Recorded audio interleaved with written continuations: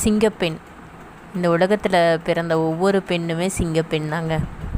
உதாரணத்துக்கு சொல்லணும்னா, கல்யாணம் ஆகிட்டுங்க 2 குழந்தைங்களை விட்டுட்டு பொண்டாட்டி செத்து போயிட்டா புருஷனுக்கு இன்னொரு கல்யாணம் பண்ணி வச்சிடுறாங்க. ஏன்னா அந்த புருஷனால் அந்த குழந்தைங்களை வளர்க்க முடியாது தனியாக.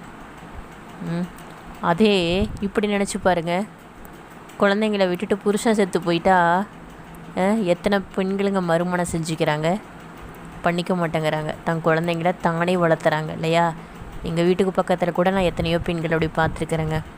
ஏன்னா தனியாக அவங்களால போராட முடியும், 2 குழந்தைங்கள வளர்த்த முடியும். ஒரு ஆம்பளை துணை இல்லாமல் ஒரு பெண்ணால் வாழ முடியும், இந்த உலகத்தை எதிர்த்து போராட முடியும். அதனால தான் ஒவ்வொரு பெண்ணையும் சிங்கப்பெண்ணுன்னு சொல்கிறாங்க. அதுக்காக நான் ஆண்களுடைய வர்க்கத்தை நான் தப்பாக சொல்லலைங்க, குறையும் சொல்லலைங்க.